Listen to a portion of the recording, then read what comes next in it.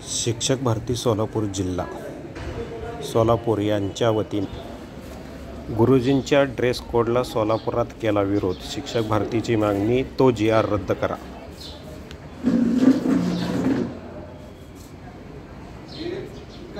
GR रद्द करण्याची मागणी सोलापूर जिल्ह्यातील शिक्षक भारती संघटनेने केलेली आहे। शिक्षणाधिकाऱ्यांना निवेदन देण्यात आले।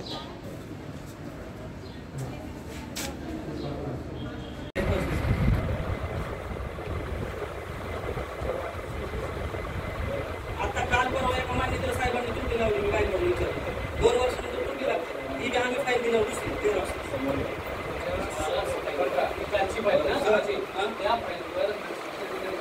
कशा असतील पहिल्या वेळेस पूर्णपणे त्या ठिकाणी वगळण्याचा जणू काही एक अट्टहास शासनाने घातलेला आहे। त्याच्या विरोधात आपण या ठिकाणी विरोध दर्शवित आहोत।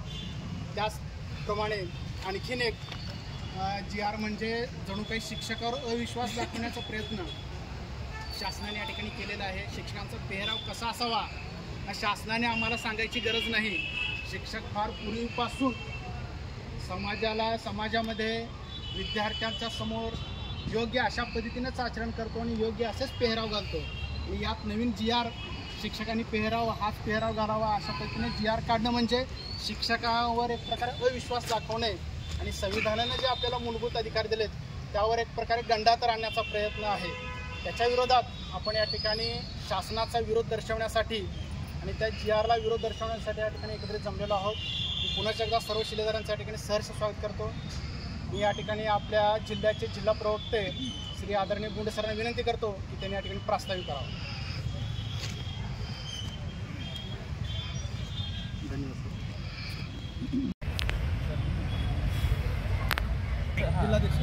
जिल्हाध्यक्ष आहेत नागणे सर प्राथमिकचे, तेही या ठिकाणी आवर्जून उपस्थित आहेत। आपला हा जो शिक्षक भारती परिवार आहे तो गेल्या वर्षभरात सातत्याने जिल्हा परिषदेतील भ्रष्टाचार, कर्मचाऱ्यांची होणारी अडवणूक आणि विविध प्रश्नांवरती आपण काम करत आहोत। या कामांना मोठ्या प्रमाणावरती यश येत आहे। याचं कारण की लढाई आपण सगळेजण मिळून लढत आहोत। ज्यावेळेस सांघिक शक्तीनं आपण कुठल्याही वाईट प्रवृत्तींना विरोध करतो त्यावेळेस निश्चितपणे त्या वळावं लागतं आणि आपली जी सर्वसामान्य कर्मचाऱ्यांची कामं आहेत ती होत असतात। आजचं या ठिकाणी एकत्रित येण्याचं जे आहे आपल्या संघटनेनं जे निवेदन देण्याचं ठरवलेलं आहे त्यामध्ये आपले कार्याध्यक्ष सन्माननीय श्री शशिकांत पाटील सरांनी या ठिकाणी सांगितलं की शासन निर्णय जे झालेले आहेत त्यातल्या 2 शासन निर्णयावरती आपल्या संघटनेचा नव्हे संपूर्ण महाराष्ट्रातील संघटनांनी आक्षेप घेतलेला आहे। त्यातला पहिला शासन निर्णय आहे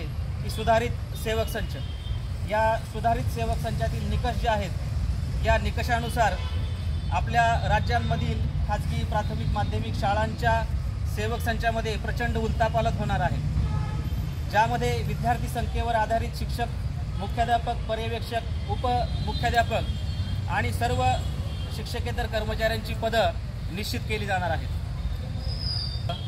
जर याचा अभ्यास केला बारकाईनं तर खाजगी शाळांच्या शिक्षक संख्येमध्ये घट करणार आहे। त्याचबरोबर RT ॲक्ट 2009 बालकांचा मोफत व सक्तीचा शिक्षणाचा अधिकार याला हरताळ फासणारा हा सेवक संच आहे।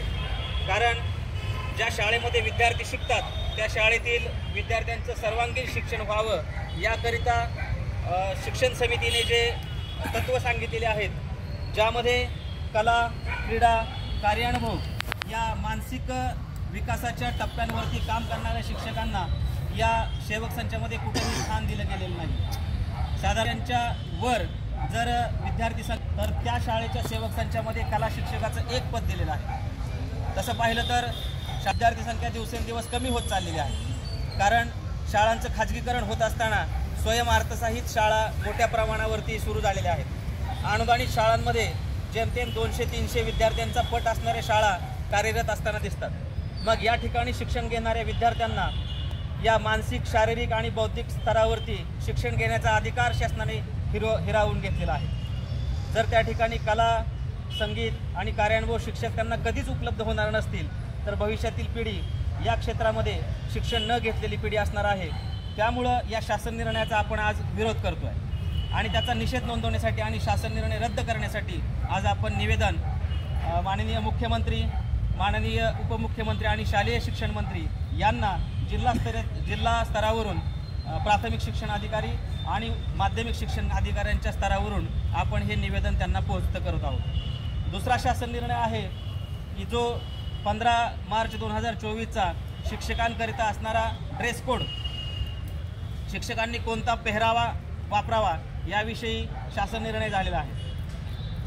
हा शासन निर्णय अत्यंत खेदजनक आहे, कारण यापूर्वी ज्या वेळी शिक्षकांच्या पेहराव्याविषयी शासन निर्णय झाले त्यावेळी महाराष्ट्रातील अनेक शिक्षक संघटनांनी, शिक्षण तज्ज्ञांनी, विचारवंतांनी याचा विरोध केलेला आहे। या शासन निर्णयामध्ये ज्या प्रास्ताविकामध्ये बाबी उल्लेखलेल्या आहेत त्यामध्ये सांगितलेलं आहे की शिक्षक हा अनेक वेळा समाज, वरिष्ठ अधिकारी आणि लोकप्रतिनिधींशी चर्चा करत असतो आणि त्यावेळी त्याचा पोशाख कसा असावा याच्याविषयी अपेक्षा व्यक्त केलेली आहे। थोडक्यात प्रशासकीय अधिकारी आणि लोकप्रतिनिधी यांच्या समोर शिक्षकाचं खच्चीकरण करण्याचं काम या शासन निर्णयातून होताना दिसत आहे। शिक्षक हा समाज घडवणारा एक सामाजिक अभियंता असतो, त्याला त्याचा पोशाख कसा असावा हे सांगण्याची किंवा वेगळं काही सांगण्याची आवश्यकता कुठल्याही शिक्षण तज्ज्ञाला आत्तापर्यंत तर भासलेली नाही आहे। कारण समाजामध्ये वाईट प्रवृत्तींना आळा घालण्याचं काम जर शिक्षक करत असेल तर पाश्चिमात्य संस्कृतीमधून येणारे जे पोशाख आहेत, ज्या पोशाखांनुसार विद्यार्थ्यांवरती वाईट परिणाम होऊ शकतो असे पोशाख शिक्षक कधीही शाळेमध्ये घालत नाही आहे। आणि म्हणून उगाचच काहीतरी शासनाने स्वतःची पाठ थोपटवून घेण्यासाठी एका पाठीमागे एक शासन निर्णय त्या दिवशी पारित केले आणि त्याच्यातला एक अनवॉन्टेड किंवा अनावश्यक असा शासन निर्णय होता, तो म्हणजे शिक्षकांचा पोशाख। शिक्षकांनी पोशाख कुठला घालावा या गोष्टीचं मार्गदर्शन करण्याची आवश्यकता नसताना आणि शिक्षकांची समाजातील प्रतिमा, विद्यार्थ्यांच्या मनामध्ये असणारं स्थान आणि पोशाख याचा काहीही संबंध नसताना असा हा अन्यायकारक शासन निर्णय पारित झालेला आहे। शिक्षक ही एक व्यक्ती आहे आणि आपल्या देशामध्ये व्यक्ती स्वातंत्र्यानुसार कोणता पोशाख घालावा, काय बोलावं, काय विचार करावा हे अभिव्यक्ती स्वातंत्र्य प्रत्येक नागरिकाला मिळालेलं आहे। आणि मग त्याच्यावरती पोशाखाचं बंधन घालणं हे एक प्रकारे त्याच्या व्यक्ती स्वातंत्र्यावरचं बंधन आहे। त्याचा विरोध आज आपण करत आहोत। त्या शासन निर्णयामध्ये जीन्स पॅन्ट, टी शर्ट याचा उल्लेख केलेला आहे। असा कुठलाही पोशाख घालून कधीही शिक्षक शाळेमध्ये जात नाही, पण जे ट्रॅडिशनल युनिफॉर्म आहेत, जे पारंपरिक पोशाख आहेत आणि त्याच्या व्यक्तिमत्वाला शोभणारे पोशाख आहेत, हे पोशाख घालण्याची सवलत आणि स्वातंत्र्य शिक्षकाला मिळालंच पाहिजे। एखाद्या शिक्षकाला बूट घालणं किंवा पॅन्ट त्यांनी सांगितलेलं इनशर्ट करणं हे त्याच्या व्यक्तिमत्वाला जर योग्य वाटत नसेल तर त्याच्यावर, त्याच्या मानसिकतेवरती होणारा आघात आहे। त्यामुळे या शासन निर्णयाचा आपण विरोध केला पाहिजे। या दोन्ही शासन निर्णयाला विरोध करण्यासाठी, ते दोन्हीही शासन निर्णय रद्द करण्यासाठी आज आपण शिक्षण विभागातील माध्यमिक आणि अधिकाऱ्यांमार्फत शासनापर्यंत हे निवेदन पोहोचण्यासाठी एकत्र जमलेलो आहोत। हे सर्व निवेदन देण्याचं काम आपल्या जिल्ह्याचे शिक्षक भारतीचे सन्माननीय अध्यक्ष, जिल्हा अध्यक्ष सुजित कुमार काटमोरे यांच्या नेतृत्वाखाली होणार आहे। त्याचबरोबर जिल्हा कलाध्यापक महामंडळ या महामंडळाचे अध्यक्ष कन्ना सर आणि देवेंद्र निंबर्गीकर सर हे सुद्धा त्यांच्या संघटनेचे एक स्वतंत्र निवेदन शिक्षण अधिकाऱ्यांना देणार आहोत। आज आपण मोठ्या संख्येने या ठिकाणी उपस्थित राहिलेलो आहोत की एकी आणि हे एकीचं बळ ज्यावेळेस अधिकारी आणि प्रशासनातील लोकांच्या लक्षात येईल, पण शिक्षक भारतीची कामं आणि लोकांना न्याय मिळण्याचं काम इथून पुढे होणार आहे। आपल्या या शिक्षक भारती एकजुटीचा असाच विस्तार होत राहू।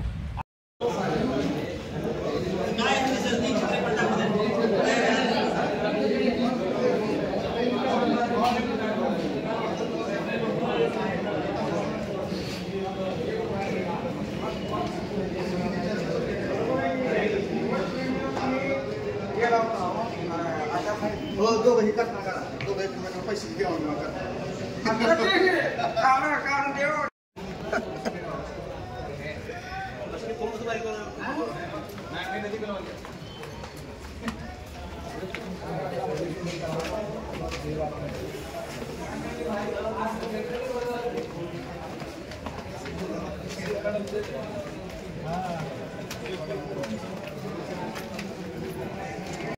आज आम्ही निवेदन देतोय, तालुक्याला देतोय, जिल्ह्याला देतोय।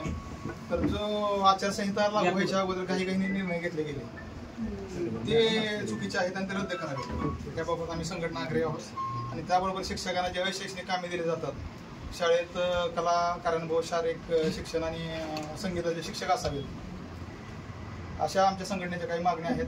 आणि त्याबरोबर शिक्षकांना जर तुम्हाला सन्मान द्यायचाच असेल तर तो गणवेशामुळे न देता जो भ्रष्टाचार आहे तो भ्रष्टाचार संपवावा आणि भ्रष्टाचाराच्या मार्फत जो हे चालू आहे सगळं तर ते रद्द करून संपवून आम्हाला शिक्षकाला सन्मान देता येईल, चांगली वागणूक आम्हाला देता येईल असं आमचं म्हणणं आहे. शिक्षकांच्या हिताचे जे शासन निर्णय निघालेले आहेत त्याची अंमलबजावणी होताना दिसत नसेल. पाठीमागच्या काळामध्ये शिक्षकांच्या हिताचे अनेक शासन निर्णय आलेले आहेत. संस्थाचालक आणि आपल्या प्रशासनाकडून त्याची दखल घेतली जात नाही आणि ड्रेस कोडचा मात्र शासन निर्णय लागू दोन्ही चालू. तर याबाबत आमच्या तीव्र भावना आहेत, शासन दरबारी आपल्या स्तरावरून जाव्यात. बरोबर सर, एक मिनिट इकडे या, पुढे या सर. या शिक्षकाकडे बघा जरा. सन 2022 मध्ये निवड श्रेणीचा प्रस्ताव त्यांचा आलेला आहे. 2022 मध्ये 2 वर्ष झाली.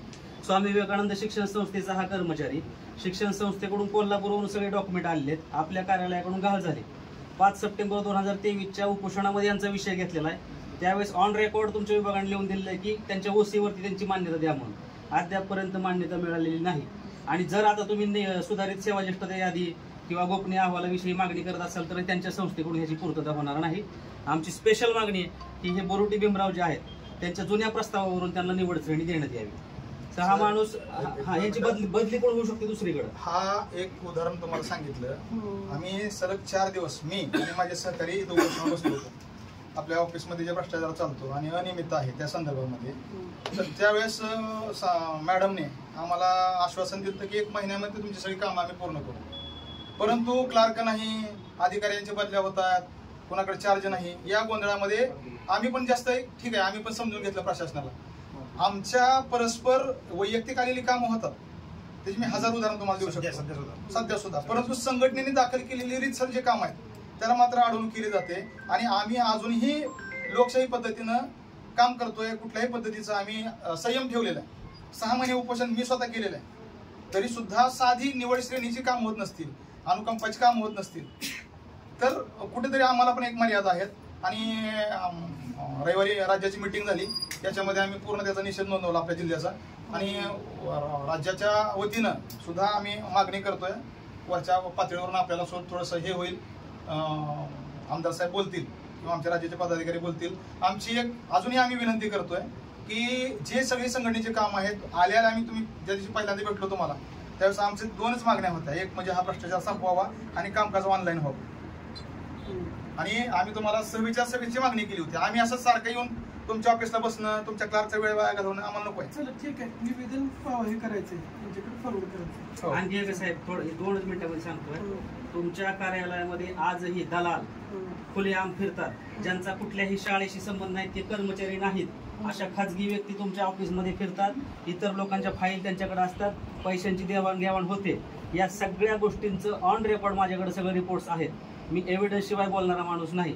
याची गंभीर दखल घ्या. तुम्ही तुमच्या ऑफिसवरती थोडंसं लक्ष ठेवा. हे सगळे दलाल बंद झाले पाहिजे. त्याला क्लर्क नाही ठेवलेले आपल्या.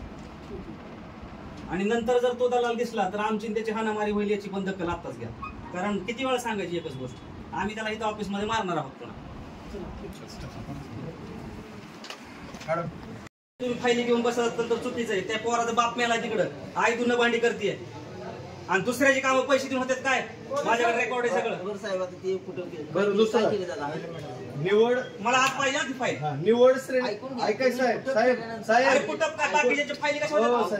साहेब 2 मिनिटं. तुमचे सगळे कर्मचारी निवड श्रेणीच्या प्रस्तावाला 2 वर्ष झालं. उपोषणातला विषय आता तुम्हाला आचारसंहितेचा काही प्रॉब्लेम आहे का? नवीन मान्यता दिली प्रॉब्लेम आहे का सर? पण निवड श्रेणीला आचारसंहितेचा प्रॉब्लेम आहे का? तशी साहेबांनी टिप्पणी मारली असेल तर तो आमचा प्रस्ताव परत द्या. आम्ही निवडणूक आयोगाकडे जातो, शिक्षण आयुक्ताकडे जातो. तुमचं काय चाललंय एकदा तिथं दाखवतो आणि पर्सनली माणसं घेऊन जातो. अरे काय पद्धत आहे? ह्यालाच पैसे दिले की मान्यता खा. प्रपंचाला लागत नाही. शिक्षण विभागातल्या शिक्षकाचा तळमळ आहे सर. तो जो माणूस आहे ना तो आयुष्य पूर्ण नीट जगत नाही. परमेश्वर बघतोय, लोळा पांगळा होतोय, मारताना कोण येत नाही. शिक्षकांना आपले सगळे ऑफिशियल इथं डिपेट आहेत, क्लर्क आहेत. शिक्षक भारतीच्या वतीने आम्ही येतोय तर जे गोरगरीब शिक्षक आहेत, अनुकंपासारखे विषय असतील, निवड श्रेणी असतील, रयत शाळा असेल, स्वामी विवेकानंद असतील, या शाळेचे जे प्रकरण आहेत, ज्यांना करमाळा, सांगोला, माळशिरस यायला जमत नाही, त्यांच्यासाठी आम्ही इथं येतो. आमच्या शाळा करून शाळेची वेळ झाल्यानंतर येतो. शाळेची वेळ टाळून किंवा शाळा बुडवून आमचा एकही पदाधिकारी तुम्हाला ऑफिसमध्ये दिसणार नाही. आम्ही 6 महिने झाले मी बघतोय. आम्ही बी समजून काय घेतलं, क्लार्क नाहीत, चार्ज नाही, साहेब नाहीत, 12 भानगडी आहेत, तुम्हाला सगळं माहित आहे. कोण काम करू देत आहे, कोण काम करू देत नाही. आता माझ्या मते रुटीन बसलेलं आहे. आपल्या ऑफिसमधले जे दलाली करायला लोक येतात, माझा पूर्ण आक्षेप आहे.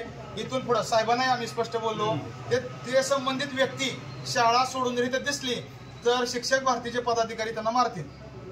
आणि काही व्यक्ती अशा दुसरी गोष्ट, ज्यांचा शाळेशी संबंध नाही, खाजगी व्यक्तीत काय इथून पुढे असे खाजगी व्यक्ती, दलाली करणारे व्यक्ती जर शिक्षक भारतीला दिसले तर आम्ही त्याच्या मागे पण व्हिडिओ शूटिंग केलेलं आहे, सीओनकडे तक्रार केलेली आहे. पण लोकशाही पद्धतीनं जर हे ऑफिस चालणार नसेल तर आम्हाला आमच्या पद्धतीने आम्ही काम करू. तुमच्या क्लासला सांगितलं पाहिजे ना. पुढे सांगतोय, RTS ऍक्ट जो आहे त्यानुसार तुमच्याकडे ज्या फायली आहेत त्या फायली वेळेत निपटारा करा. अजूनही माझा संयम तुम्ही साहेबांकडे आम्ही आलं, साहेब म्हणतोय, हो ऐका, साहेब म्हणतोय आज नाही उद्या येतो, उद्या काढतो, उद्या आलं की परवा काढतो, संध्याकाळी काढतो. तुम्ही पैसे घेऊन किती फायली करता जिल्ह्यात माझ्यासारखा अभ्यास कोणाचा नाही, पण मी बोलत नाही. एवढा आहे. तुम्ही कुठल्या मान्यता कोणाकडनं घेता, कुठनं टाईप करता, ह्याचा हिशोब माझ्यासारखा कोणाकडे नाही.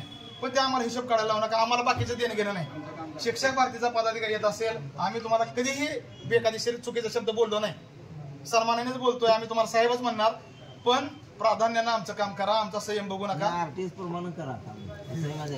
चुकीचं काम असेल आणि अजून सांगतो बरं का, मी तर सगळ्यांना काय बोलवलंय पाटील साहेब, माझ्या परस्पर माझ्या संघटनेचा कुठलाही एखादा पदाधिकारी येऊन तुम्हाला दमदाटी करत असेल, चुकीचं काम करायला सांगत असेल तरी सुद्धा मला सांगा. त्या ठिकाणी त्याचा राजीनामा आम्ही घेऊ. माझ्याकडनं चुकीचं होत असेल तर मला सांगा, मी राजीनामा देतो. पण कुठेतरी एक शिस्त लावा. आणि साहेब नुसतं गोड बोलून उपयोग, लोकांचं काम झालं. काल एक ऑर्डर बॅकडेटेड गेलेली आहे, मॅडमच्या सहीची काल ऑर्डर गेलेली आहे, त्याचं मी पुरावे सहित सादर करतो. असलं कृपया असं काय कोणी करू नका. एक विनंती, एक तुमचा बारका भाऊ म्हणा, असं काय करू नका.